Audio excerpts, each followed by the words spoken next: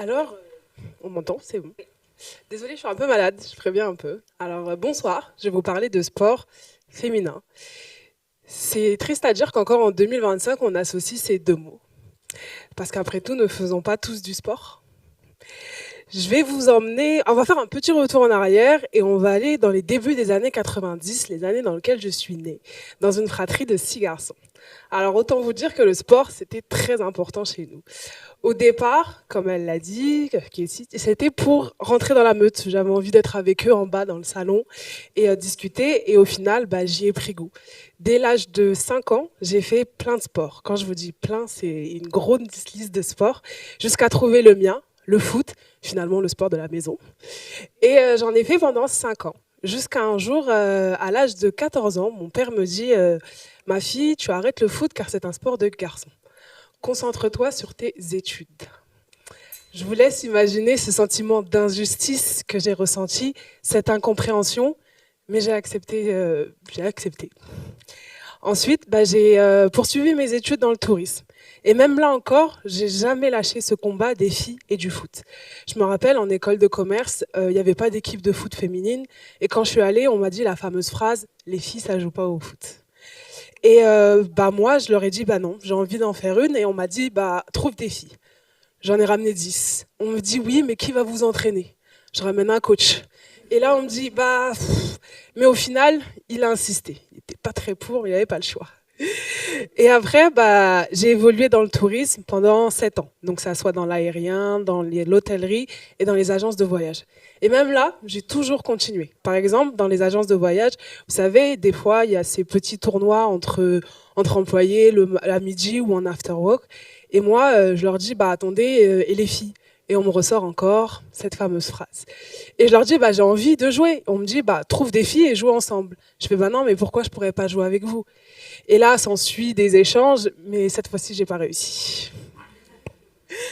Et, euh, et après, du coup, on arrive en 2020. Vous voyez, il y a plein de dates avec moi. Hein. Donc, on a l'année du Covid.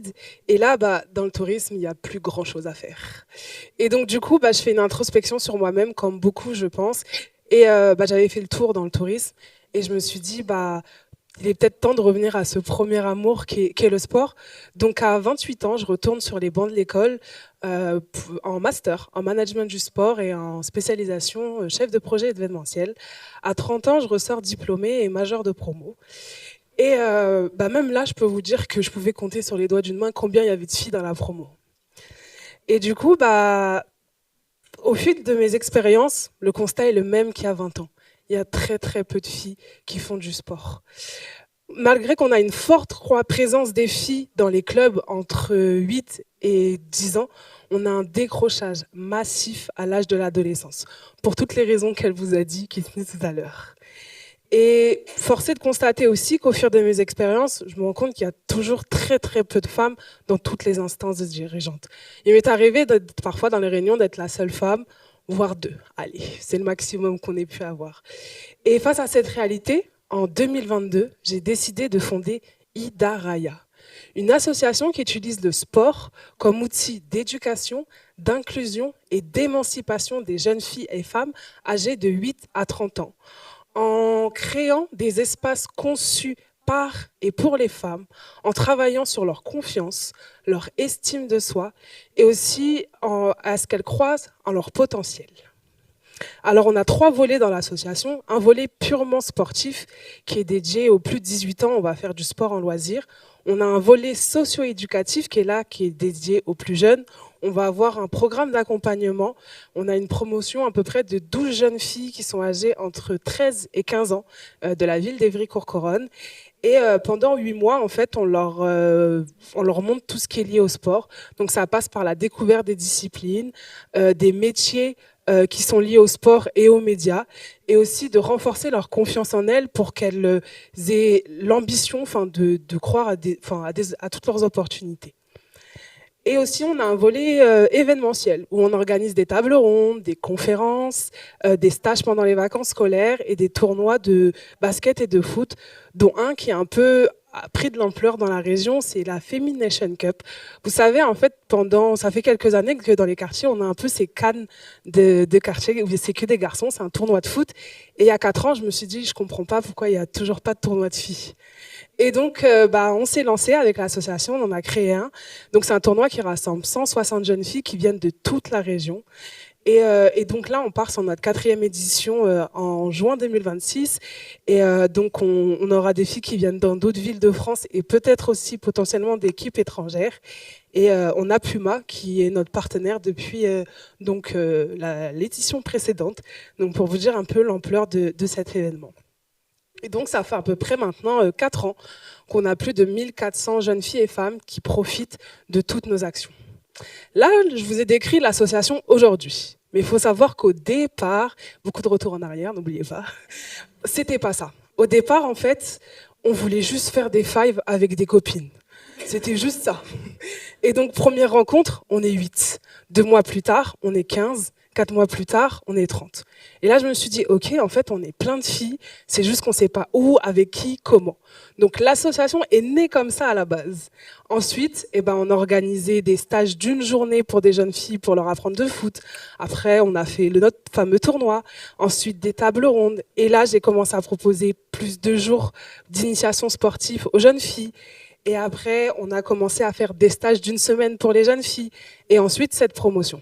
Vous l'avez entendu, vers la fin, c'est que les jeunes filles. Parce que je me suis rendu compte qu'en fait, il fallait qu'on aille commencer par elles. Il fallait en fait qu'on aille construire, ou plutôt déconstruire, tous ces stéréotypes qu'elles ont, et qu'il fallait qu'on les aide. Et au départ, quand j'ai fait mes premiers stages, les filles, elles arrivaient, elles traînaient des pieds. Elles disaient, on va faire du sport, etc. Et à la fin de la journée, c'était, oh non, c'est déjà fini. Oh, c'était trop bien. Oh, j'aime trop le sport. Et vous allez refaire la prochaine fois. C'était des phrases comme ça, et moi, j'avais gagné à ce moment-là. Et après, quand je les voyais aussi dans la rue, elles étaient là, elles faisaient, Madame, vous alliez refaire une action pendant les vacances scolaires? Et c'est là où j'ai compris qu'il y avait une demande, qu'elles avaient un besoin. Et le déclic est vraiment venu un jour où une maison de quartier m'a contactée et m'a dit, Sariati, il faut que tu nous proposes quelque chose parce qu'on a un souci. Et là, on me raconte cette anecdote où il y avait une activité paintball mixte, et les filles s'étaient inscrites. Et quand les garçons ont vu ça, ils sont toutes partis les voir et leur dire, ça sert à rien que vous venez, on va tous vous tirer dessus, vous allez vous faire mal, ne venez pas. Et c'est ce qu'elles ont fait, elles se sont toutes désinscrites.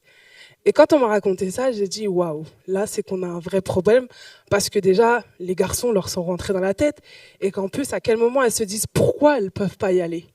Et donc nous, c'est avec Hidaraya, c'est un peu ça, notre engagement, c'est de donner en fait la place des femmes dans le sport. On a envie en fait que... Ça m'a perturbée. Non, pas de souci. On a vraiment en fait cet engagement que les femmes soient présentes dans le sport.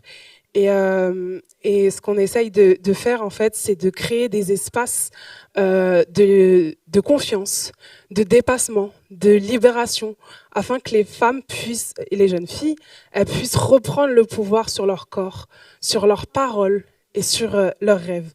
Moi, ce que j'ai envie de vous dire aujourd'hui, mesdames, et les jeunes filles aussi, c'est qu'on a un fort potentiel, on a une forte richesse. Et ne laissez personne définir votre limite. Si vous avez envie d'aller là, allez-y. S'il n'y a pas de place là, allez la créer. Et je le répète, ne laissez personne définir vos limites. Merci.